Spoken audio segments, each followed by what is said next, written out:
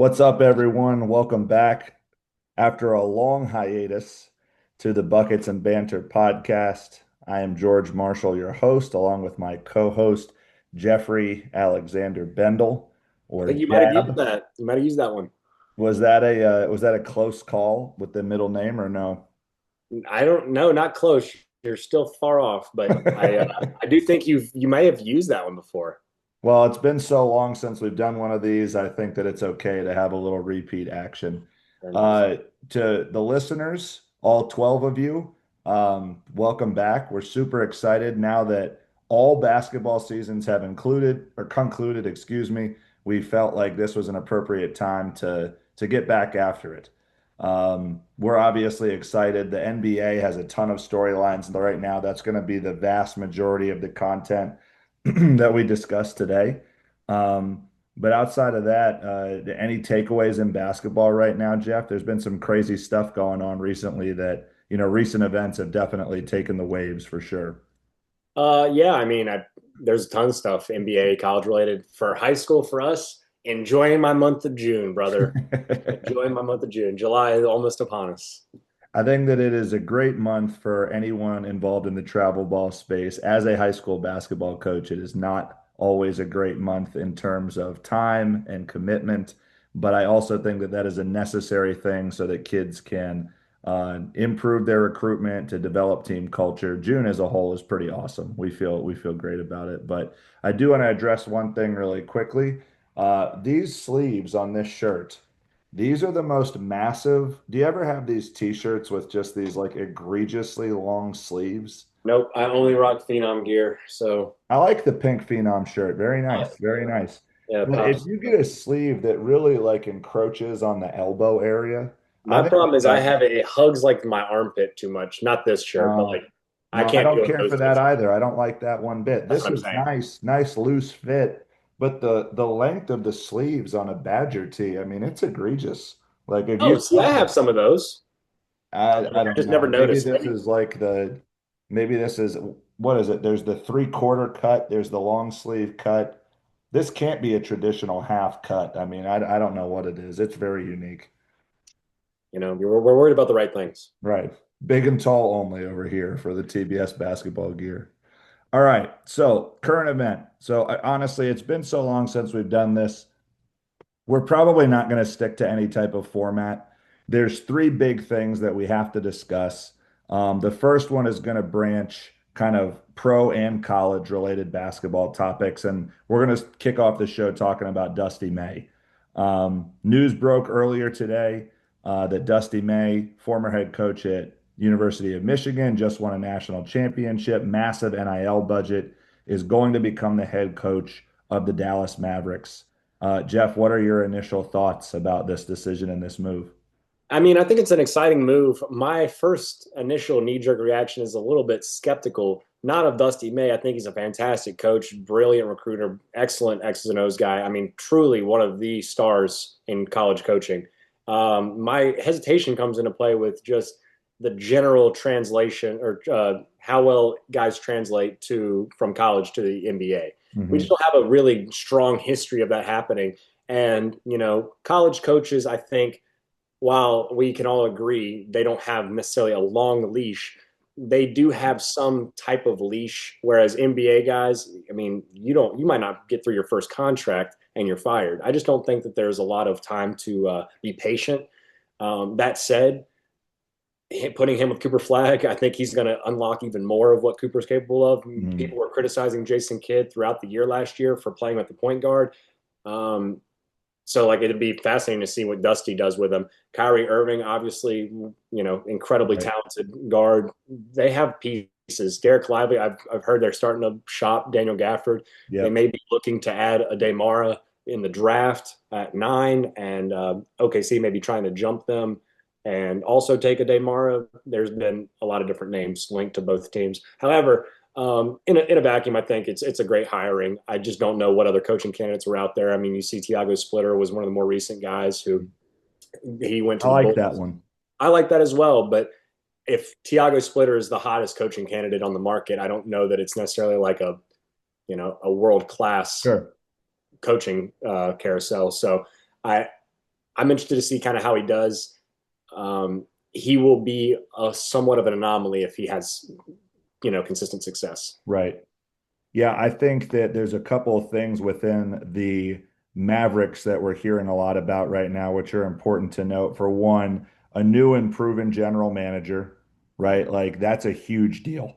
I think Um, he's a little bit overrated, but I agree. I mean, but to have it have gotten done in Toronto, like there's some level of history there that I think is very important. Um, and it's better for him as a coach because it's not someone who's been there the longest. You're both going in kind of fresh perspective. I always think that that's very important. We're hearing a lot of buzz about them moving up in the draft. We're going to talk about Ade Mara later on in the show, which we're really excited about. A couple of points about Dusty May in particular that I think are really important and speak to his success. Obviously, had the success when he was down at FAU, getting to the Final Four with that roster as either an 8 or 9 seed. I don't remember exactly what it was. How about last year having the first team of all transfers in your starting lineup win a national championship? The ability to assemble rosters. I think it speaks to the potential of what he could do with the Mavericks of having something a bit more continuous, with greater continuity, rather. But here's my thing, like, is the argument now really becoming, and I think that it has to at some extent, is the quality of life of a coach now better in the NBA than it is in college due to the college rules, due to NIL, due to roster construction, due to the transfer portal? What do you make of that? Because that's been everything on First Take, it's been everything on Twitter. Like social media has been ablaze with that specific topic of conversation. Yeah, I mean, I don't really have a strong opinion one way or the other regarding that. I think that they're both volatile coaching markets. I mean, I was Right, just talking right. earlier with somebody. You don't see Jerry Sloan's, you don't see Phil Jackson's, you don't see guys hold a position for 10 plus years. Even Brad Stevens, who was, I mean, arguably a top three, top five coach in the league, decided he wanted to Made move the on to move, right, management. right, I mean, Eric Spoelstra, Greg Popovich, those are the last of an era. I mean, even Mike Brown, look at he brought unprecedented success to Sacramento, and they said thanks, but we're good. And then he goes and wins right. the title 2 years later. So it's like I really don't know. I don't know that it's any less volatile. I do think that the opportunity to coach the highest level players in a setting where while you have a lot of guys who maybe aren't super in love with basketball, you do have guys who are in love with basketball. And it is at the end of the day still a job, and these guys are trying to hold a job. So there's more of a less of a complacency, I think, especially with the high school game now, or rather the college game. And you have guys getting paid so much in college that won't Right. ever play in the NBA. So it's like motivations are inconsistent in college for these players, and money's will able to completely rule them in some capacity. So these guys making $50 million, they're not really worried about that type of stuff as much. I Right. think it's more basketball related in the NBA. The lack of regulation in college concerns me when it comes to people making this decision. I And agree. I think that that has to be something that's at least considered when Dusty May makes this choice, right? He does have to deal with regulated agencies now. He did not always have to deal with that before. I'm sure in some capacity he did, and in a large capacity he did. But the people who are, three down the list, four down the list, five down the list don't really have say in the business dealings of their specific clients at the NBA level. So for them, I think that that's a very, and for him, I think that that could have been a big deal. One of the things that I always challenge people on, and I really wish that I was just more confident on Twitter to say this type of stuff, unless Dusty May says it, we can't speak to what he's thinking. Like, we don't know if this was a professional aspiration for him. If you mean to tell me that my first NBA job can come directly on the heels of me winning a national championship and not coaching the rookie of the year, that's a pretty sweet first deal. So I think that instead of us all assuming like, oh, well, the state of both places is just a total crapshoot, we don't know the answer to that. We don't know the inner workings of what the decision was.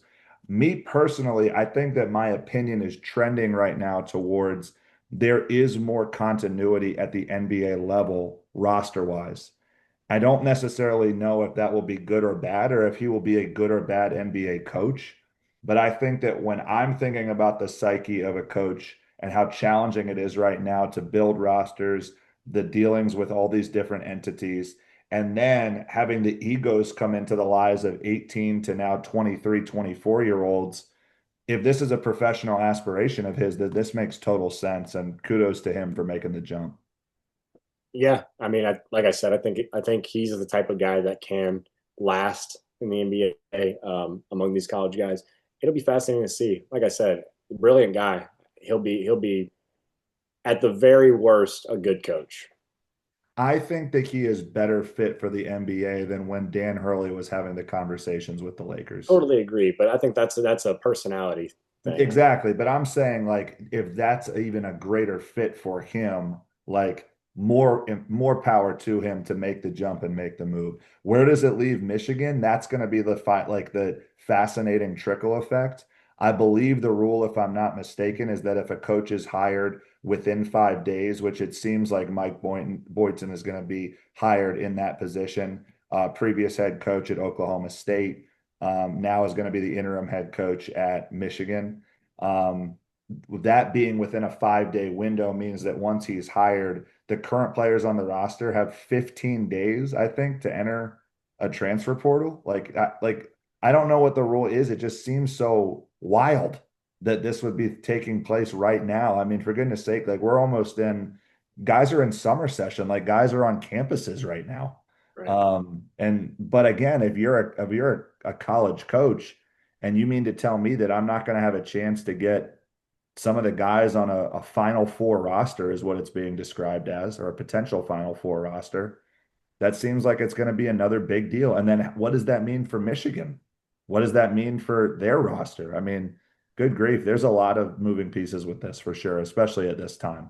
Think about the amount of letdown that Michigan fans have had to go through over the last 5 years. I mean, roller Unbelievable. coaster emotions, winning a title, losing your coach in the NFL, Right. having your other coach get fired. Basketball, win a title, immediately lose your coach in the NBA. Hey, they've won titles though. Got to Yeah, give them hey, props for that. can't complain too much. Let's talk about NBA storylines for this year. So I've got a few, and I'm really excited about one that we talked about before the show, which brought up a lot of what we talked about in our very first episode.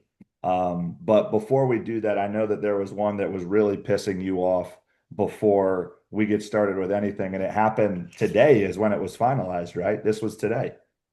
God, what a day for the NBA. It's pretty good.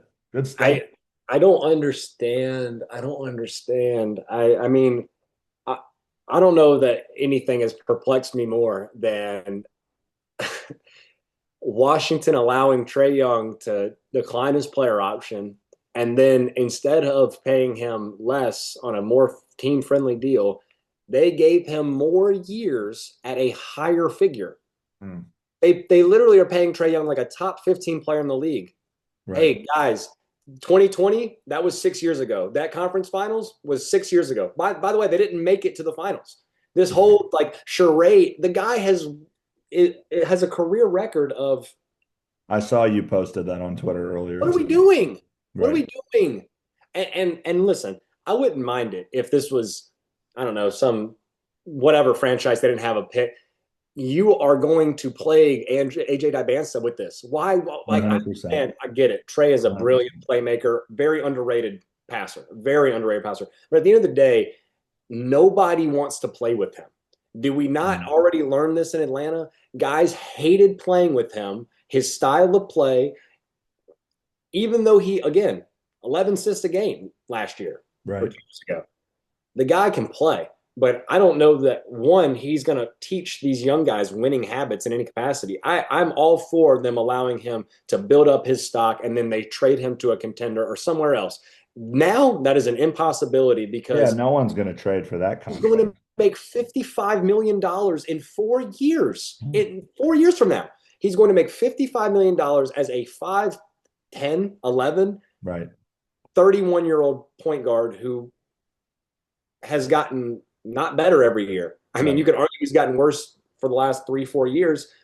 Uh, Baffling. I mean, I could be on board with this if this was Anthony Davis, but Trae Young, I don't understand giving him 3 additional years on a contract. Like this is as bad as Milwaukee using the stretch provision on Damian Lillard and paying him $22.5 million for the next 5 years to not play on for their team. Makes no Right. sense. I think that that is like truly tragic, especially when it's so clear that AJ is the number one pick. Before the college season, I know that we had some debate about that, but I am now firmly of the opinion that there's really no option other than that, and any other choice, candidly, just seems very foolish at this point. Um, there's a lot of hyperbole that exists within the NBA draft, which we'll get to in a second, but I think that it's fair to say that you probably should just go all in there. I mean, you have good young pieces in Trey Johnson. You have good young pieces in other players. Alex Sarr. I mean, they Alex have a Sarr nice is really foundation. take, yes, 100%. Bub Um, Carrington. but again, it's one of those things where it's just, I mean, could you not play Bub at the one? Could you not play Bud at the one? Like he's shown that in college. That was his position, I believe, primarily at Pittsburgh. Go Was sign Colin Gillespie. right, exactly. Like something like that for just, it's not a smart financial move. As someone that lived in Washington, D.C. at the height of Gilbert Arenas, Caron Butler, Anton Jameson, that city was freaking buzzing. And those games were at or near capacity for the majority of the season. There was so much excitement. And then when I went to college, a few years into college, them drafting John Wall and having that be the resurgence of it. Like, this is not a team that has not had success in the sense of like, can we make the playoffs and can we win a playoff series? Not real, like, And they're dynasty not level Sacramento. You're success. right. Correct. But this is a move you just have to be concerned with. I mean, maybe they're going to go a different direction in the draft, which is fine. I mean, that's their decision. I just think that I'm with you, undersized, overshooting, 31 years old. You're paying him till he's 35. Horrible defender. Horrible defender in a league where it honestly just feels like point guards are getting bigger and stronger. So now what do you do? I mean, there's a massive difference between him and a Cade Cunningham, or even him and a Jalen Brunson who just won a title. Like 100% agree. it's a big difference for sure. Here's two propositions for you. And would you rather have the entire 4 years of Colin Gillespie or 1 year of Trey Young? Thanks. Would you rather have Jalen Johnson and Dyson Daniels in 4 years or just Trey Young? Because that's the same amount of money to put it in And perspective. and the second one in particular stings because of the development of Daniels. That's like, and I guess Johnson is really elevated as well. He had an I mean, he's a unbelievable triple year. double guy. He's making Right. $30 million for the next 3, 4 years. Right. No, it's a great point. It's a It's great just point. it's crazy. I could go on and I get madder. I just don't want to. Let's talk Hornets and then we'll talk championship. So we've got to give a ton of credit to the Charlotte Hornets. Like, I don't know, I in a small part of me really wants to take full credit for inspiring them, and maybe somewhere they have a total like screw you guys at Buckets and Banter for saying this.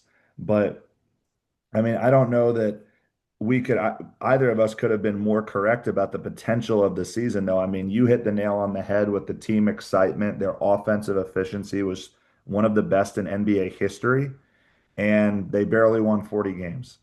And I know you'll talk about that in a second, but I think one of the things that we really weren't surprised at all by was Khan and his success.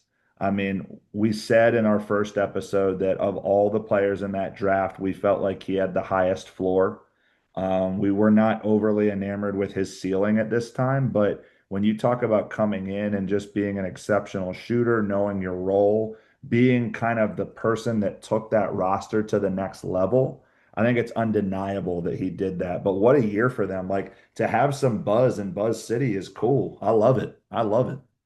Yeah, I mean, I agree. I they won 44 games. I think they overachieved as far as I thought. But I think this kind of goes into the details. As I kind of previewed before the season, I said, could they be the most exciting sub 40 win team ever? Right. Well, they won 44 games.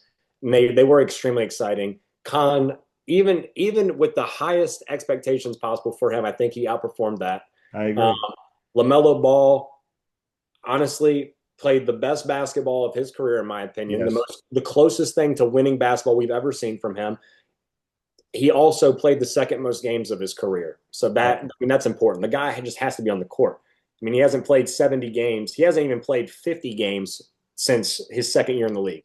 So, Right. I mean, that's important. Brandon Miller, he played 27 games last year, played 65 games this year. Yep. Those are the parts that were vital. Musa Diabate emerging as a legit like center, a legit building block piece for them. All culminated into a really good team. I mean, even guys like Zion James and Ryan Kalkbrenner played good minutes as rookies. Absolutely. Miles Bridges, super solid the whole year. It's hard to say anything other than positive. Getting Kobe White for nothing. How about that? Oh, yes, Thanks. perfect. To bring him back to his home state too. I think that it's funny because in past drafts, we've always thought like, how are they going to screw this up? And now you don't even have one of the top picks, and you're looking at it like, what's the business play here? Like, are you going to trade up a little bit because the draft has great depth? What is the position of need for you? Is there a way to elevate? Can you possibly ship Miles Bridges and your current pick to another pick to get someone with great potential? I'm not saying I agree with that decision for right or wrong, but I do think that it gives, for the first time in years, some type of excitement. And the Hornets organization is, when it's good, it's better for the state of North Carolina. It's awesome. Like, to hell with anyone that says differently. Like, it's an amazing thing when they do well.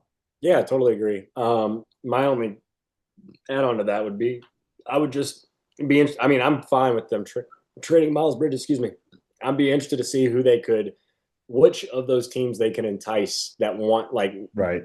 Atlanta's kind of got a log jam. All the other teams outside of the Clippers um, don't really have the ability to, like, they're not contending. Sure. So it's like those two teams, they have no real need for Miles Bridges. But yeah, I mean, I agree. I would love to see them add like a real piece. I mean, if they get a Braden Burries or a Kingston Flemings or whomever, I Mm. mean, a Day Mara, insert name here, that would be very encouraging. But we'll see. This is the second or third a day Mara reference, so I can already get some foreshadowing into what the draft conversation You is know going to be. nothing. You don't know anything that I Perfect. Last thing in terms of NBA storylines, got to talk finals. yeah. Um, 100% necessary. Great accomplishment by the Spurs to beat the Thunder, albeit a depleted Thunder team. I think that's important to reference here. The Chet Wemby storyline continues to be something that I think is fascinating, and really kind of tough to hear and to see just the domination that's been exuded. But I mean, first of all, we got to celebrate New York. I mean, the first time in 53 years, of all the teams to do it and of all the talent to do it, it seems like this was just a perfect storm of the right coach, the right star, great role players, guys embodying their role, having a Josh Hart. I mean, those types of dudes matter tremendously. I think Fight he for was each other. right, 100%. And again, that level of camaraderie where you're not making these insane decisions. I do also think that the flip side of it, Jeff, that is important to note here is it wasn't the most exciting finals. Like, They're good games, man. they I were good games. I love the comebacks. I think that for the Knicks, like that's the perfect way for them to do it. The only more fitting way would be to go 7 games. But like the third seed in the East, like the Spurs beating a depleted Thunder. I'm not diminishing a championship. A championship. Did you see that guy on First Take who was like, it's a participation trophy, and all the That's guys like ridiculous. absolutely fried him for That's that. ridiculous. I didn't see Um, the whole skit, but I did see him say that. I didn't it's an listen. amazing, it's obviously one of the highest accomplishments you can achieve in sports, but I think it's just great for New York. I love that they're relevant now. I'm fascinated to see what they do next. Man, when you got like as a coach, like just coach speak, when you have role players like OG, Josh, Landry Shamet, like you're going to have a good team if you've got an ace, and they've got that. So huge shout out to them. Obviously, it's a big deal. But what were your general impressions of the finals? I mean, like I said, the team really played for each other. I really think that that's what stood out. Everybody knew their role. I like I think that there was a little bit of cloudiness in that with that regarding San Antonio. People, there were guys that were a little timid, didn't know where they wanted, what they wanted to do, when they wanted to do it. There was just a little bit of unease with kind of, especially late game situations. Whereas with New York, it's hey, let's Showtime. Jalen, let's get out the Right. way. Uh, 100%.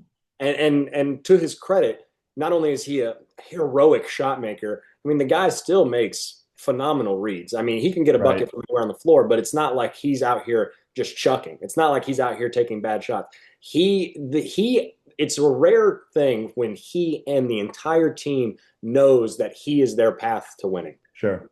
He is the consummate leader, the undisputed focal point, all that stuff. OG Anunoby can't say enough positive about him. Cannot say enough Josh positive. Hart, ultimate role player. I mean, they just had the right recipe. I thought Towns, despite his lack of involvement offensively, especially in the fourth quarter, I thought he defended Wemby as well as anybody has in the Sure. NBA, especially for a multi-game stretch.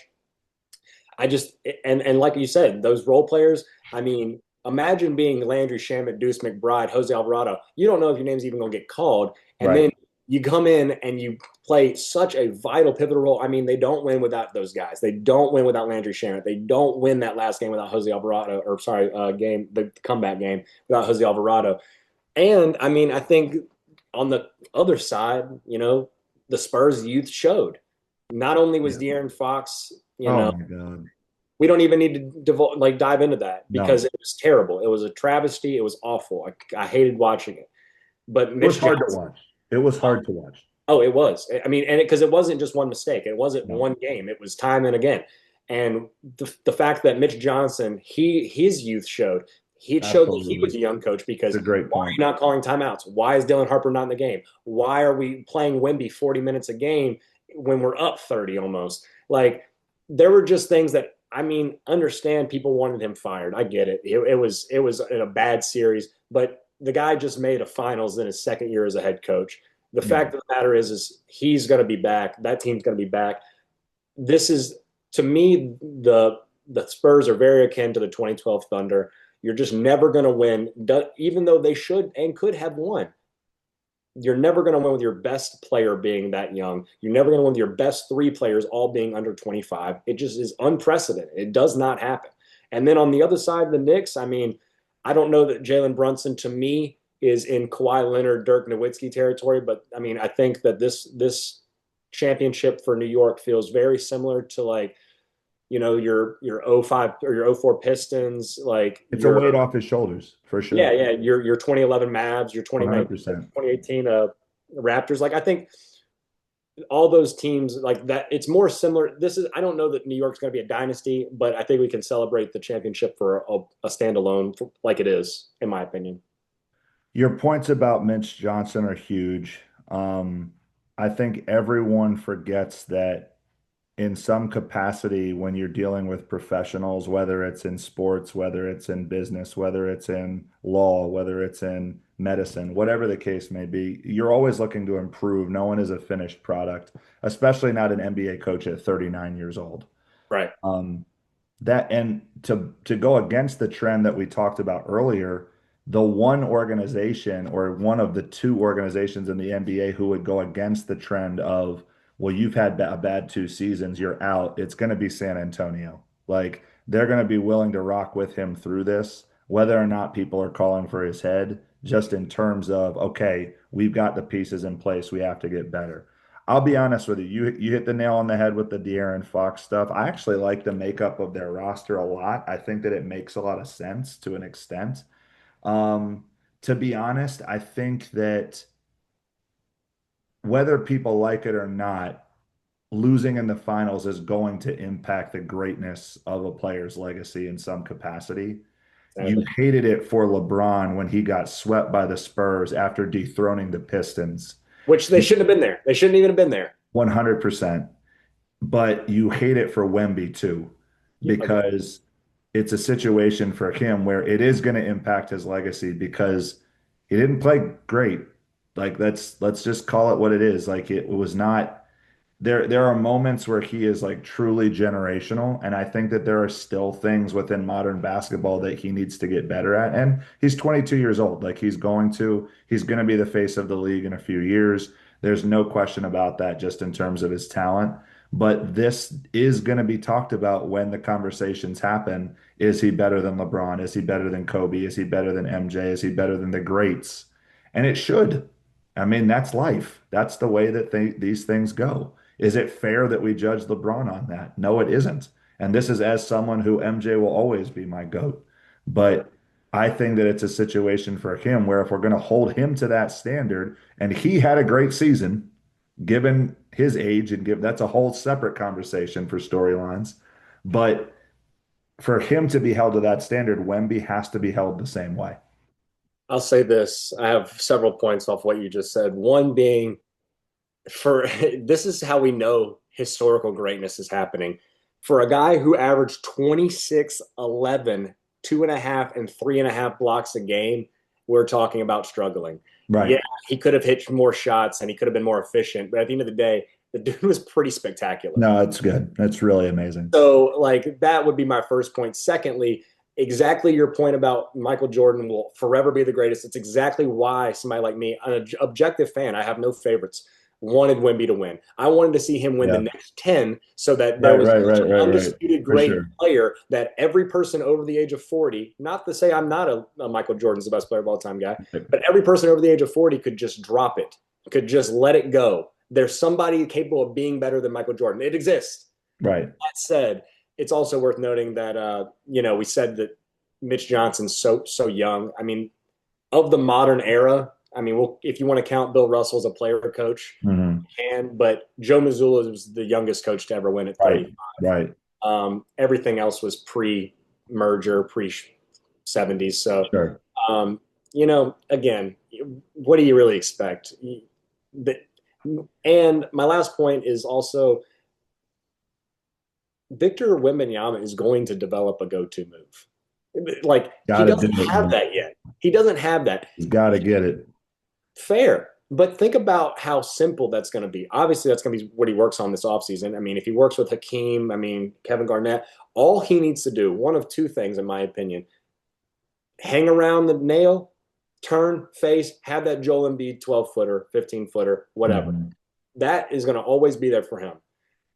Two, instead of trying to turn face back or put back to the basket, how about we turn and face? No Yep. one can ever block him. Nope.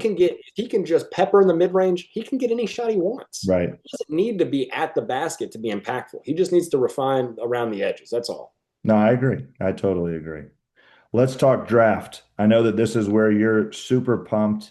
This has been a big part of our conversation. I think we're pretty clear on the top four and not expecting any surprises. What do you We've have? we've heard a bit of hyper. Well, I'm not going to go in order, but I think that you've got to think that you're going to Oh, go, AJ, DP, Boozer, and then Caleb in some capacity are going to be your top four.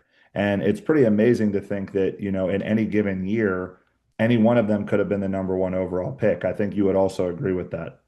Um, I think that the things that what I'm most interested in hearing from for you are, the depth of the draft. Are there any sleepers?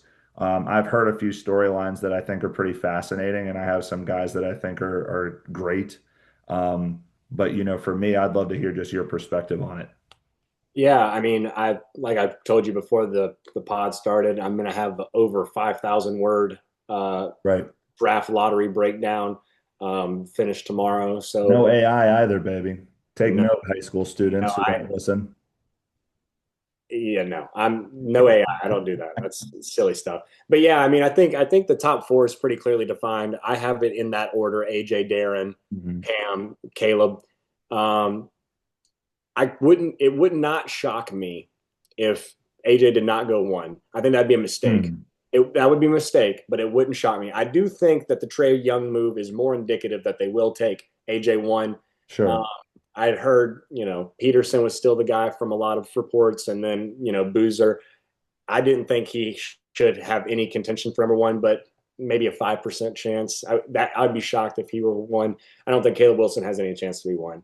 Dibansa, I think he's Paul George out the box. I don't know what the confusion is. I mean, he's a 6'9". He draws fouls as much as any wing player we've ever seen coming into the draft.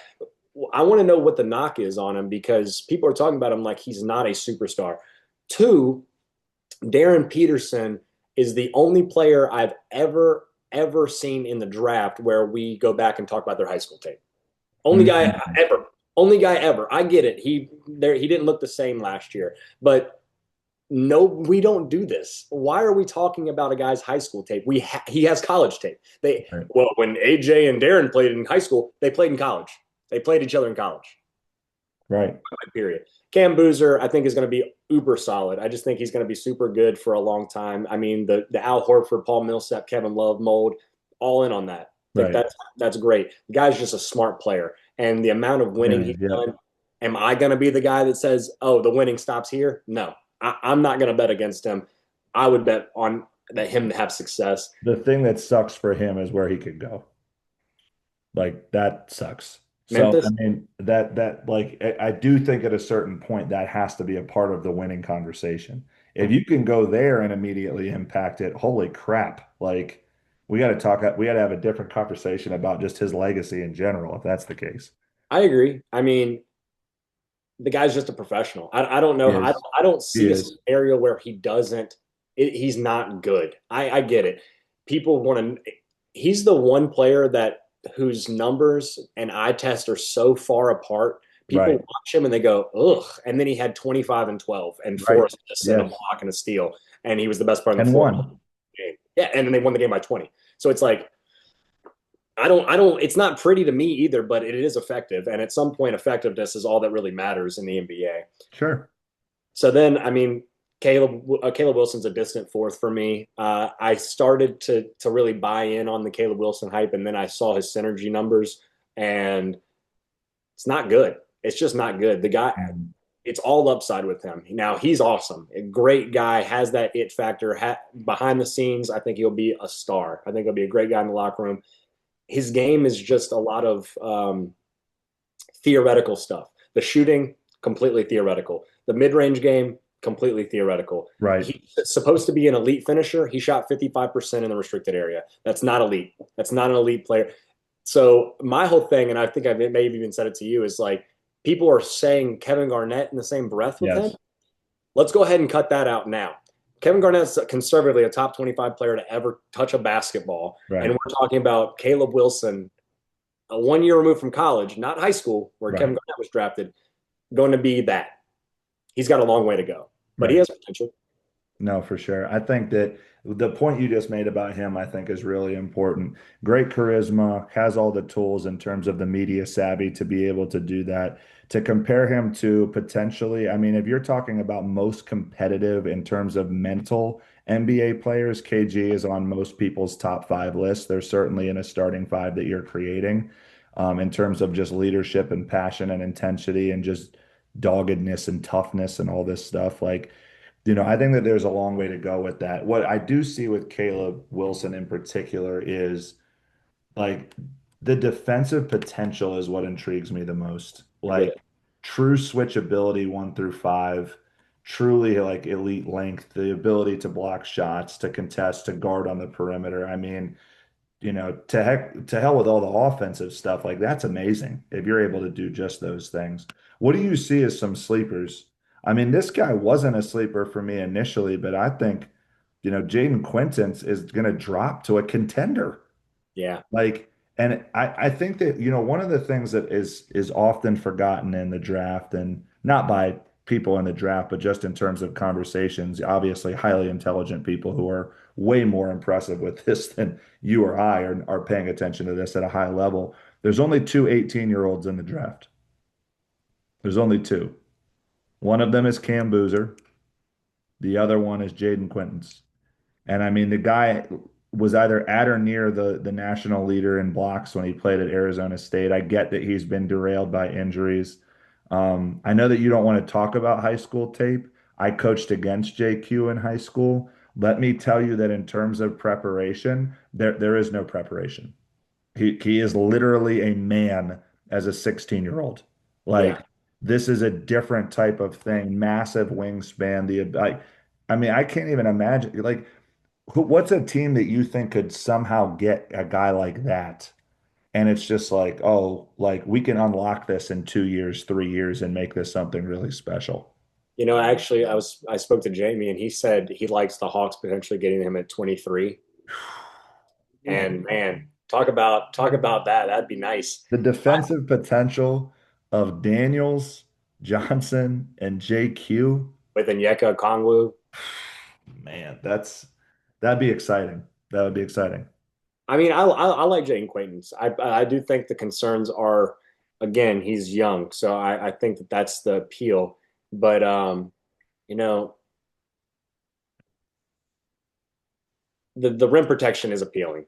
My thing is like, does he love the game? Is he committed to being exceptional? That's one. And then two, bigs with injury concerns just scare me.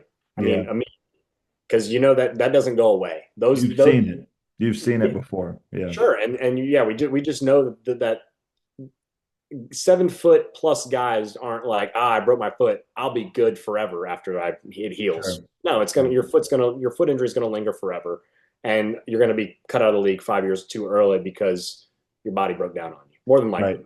So that's my only pause with him. I do think he's a good sleeper late. Um, Not a Keaton Wagler guy. Mikel Brown's questionable. I think Acuff has the potential to be a 20 point per game scorer in the league. Flemings is really nice. Burry's ultimate solid guy.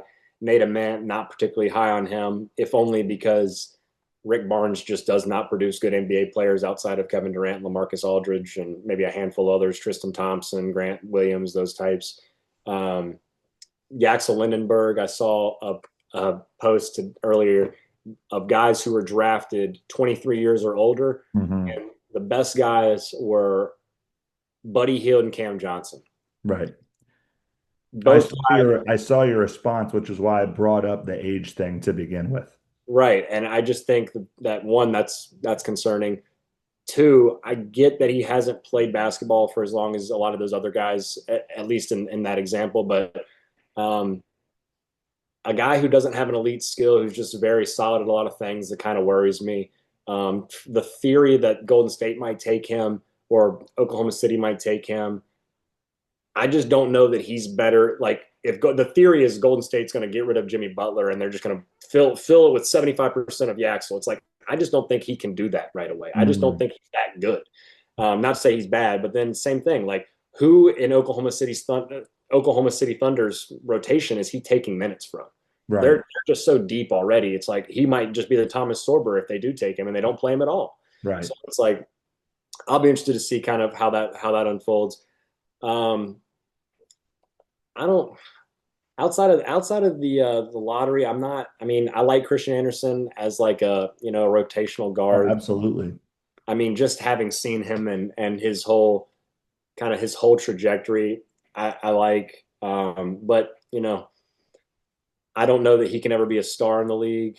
I think, Haynes Steinbach's picked up a lot of buzz. Ade Mara, I know that I've mentioned him multiple times, but I have equal amount of appeal and concern regarding him. Sure. Uh, he's played 5 games of 30 more minutes in his career. Wow. Yeah, that's a bit concerning. To me, it's like you want your starting quarterback out of college to have started X amount of games. It's Yep. like I would like my center that I'm going to take a top 10, 12, 15 pick on to have played uh, 30 minutes for 10 games. Right. 10 games. Is that too much to ask? LeBaron Philon, I like.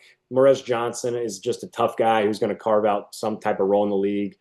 Um, Corey's a good player. Isaiah Evans, Bennett Sturts, like guys that we know. Bennett Sturts, it's like with guys like Colin Gillespie and Right. not so much Tyler Kolek, but guys of that ilk, Ty Jerome. Obviously, they're not one of one copies to Bennett No, Sturts, but like you see guys like that work out, and it's like, why wouldn't Bennett Sturts work out? sure. You know, I'm not particularly high on Koa Pete. It'll be interesting to see. I think I'm Isaiah Evans surprised could he stayed play a in. role.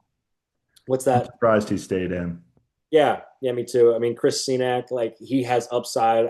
His problem is he doesn't necessarily know how to play yet. So Right. if he learns how to play, I think there's potential for a lot of these guys on the back half to be useful pieces. No, no Um, doubt.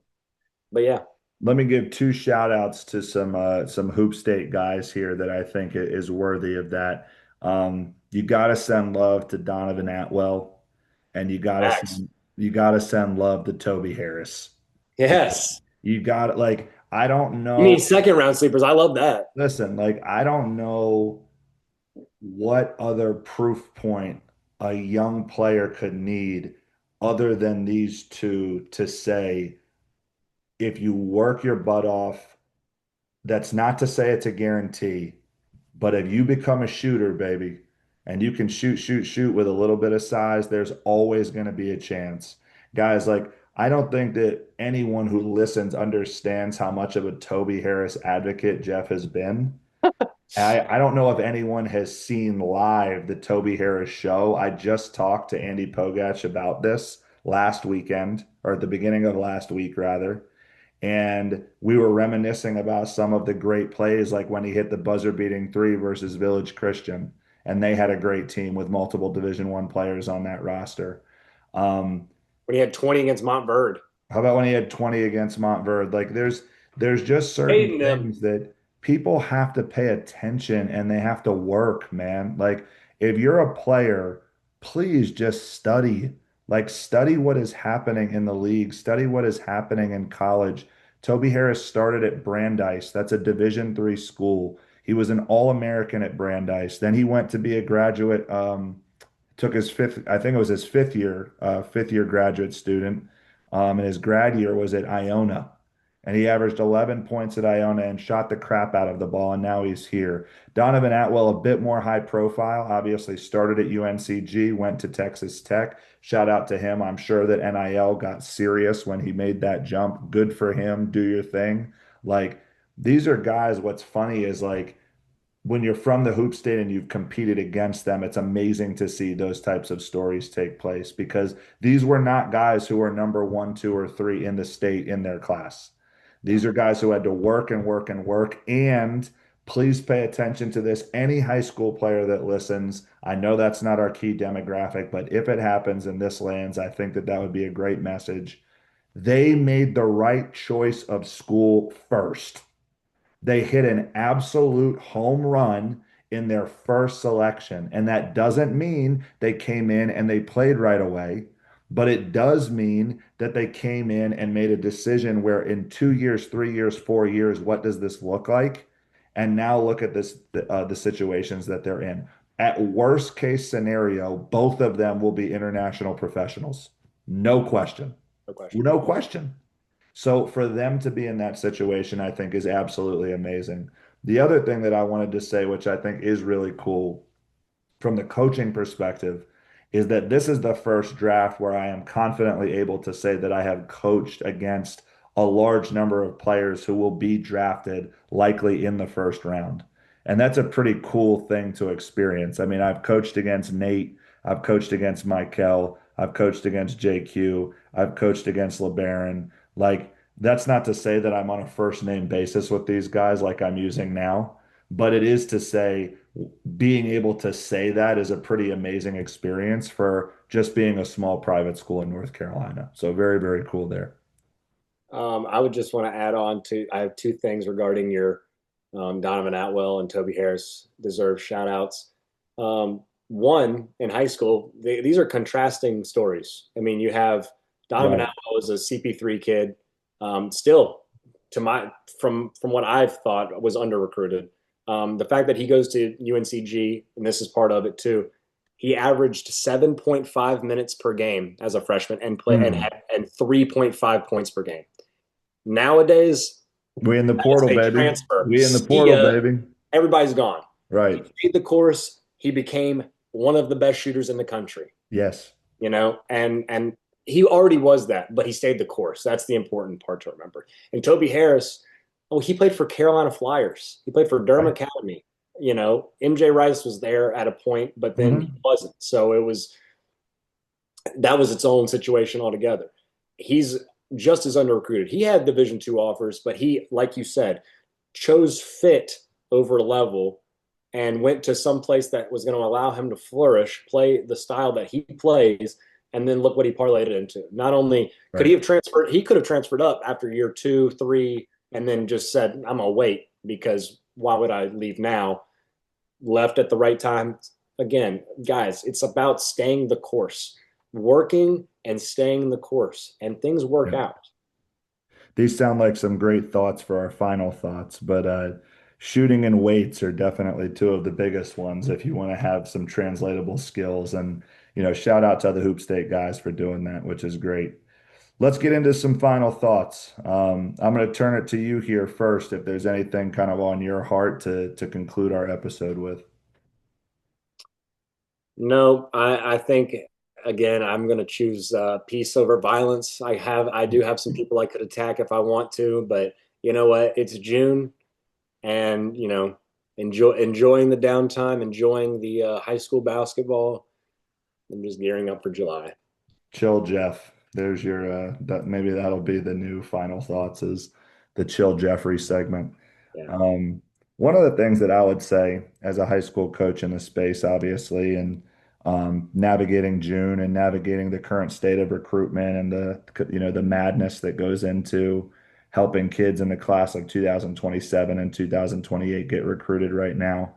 My perspective has changed quite a bit since I've been at TBS. Mhm. Um, for me, when I first got the job, it was very much a blessing to say, all right, like we're gonna play everyone that's hard as crap, and we're gonna have, a top five strength of schedule, and hopefully that'll be enough to get kids seen and get them recruited. And what I've realized since playing those schedules is it really is a balance. It is important to have that level of platform and to challenge and to be willing to play all those teams. But guys, if you're a high school recruit and you're listening to this for whatever reason, please understand too that when you get the matchup, you have to seize the moment. We can't just say we played the game. That's not enough.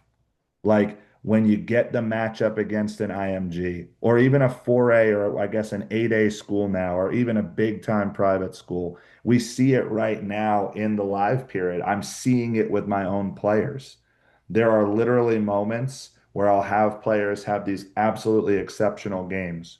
Who is talking to them most? It's the coaches who are at that game, that very specific moment.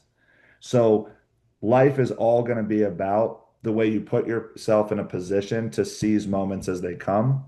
And my greatest challenge to those in the high school recruiting space right now is to understand that that work that you're putting in is for those moments to take place. One single moment like that can change your absolute life. You can be graduating from college with no debt. You can forget NIL, forget that. That's like a separate conversation. I'm talking about just being able to do what you love for a little bit longer. And it literally comes back to when you get that chance, are you going to play the right way? Are you going to be a great teammate? Are you going to shine? Are you going to work your butt off? I've seen some guys do it in some really positive ways, but I think that my perspective has changed and rightfully so in that regard over the last couple of years. Yeah, yeah. Well said. I didn't know if you were going to add anything. You looked like you wanted No, to. I only thought about adding when you were talking about the you know, take each matchup seriously just because I it brought me back to the high school tape for Darren Peterson. I've heard more people reference the AJ Darren Peterson head to head matchup. I wonder if AJ would have approached the game differently if he knew that this would be harped over for the next 2 years. Mm. Not to say he wasn't exceptional, but And he just had like 58 points, I yeah. think. But And he got completely outplayed by Darren Peterson. That's amazing. That's amazing. How do you outplay a guy at 53, 58? no, I totally see your point. Well, listeners, we appreciate you guys. We're pumped to be back. The biggest thing to know about us as we go forward is our goal for the summer is to do 1 to 2 episodes. Right now, it's really just going to be based on content. Like this was the perfect day to jump in with this, with the draft starting tomorrow, or I guess today, if you're listening to this when this is released. The Dusty May news and everything else that comes with it. But we're really excited to continue to talk hoops. If you guys have any suggestions for any topics of conversation, any guests, anything like that, by all means, shoot us a message or a text. And, we want to make this the best platform possible. But for $0, we're going to continue making it happen. Thank you guys. And, peace out. We'll see you guys next time.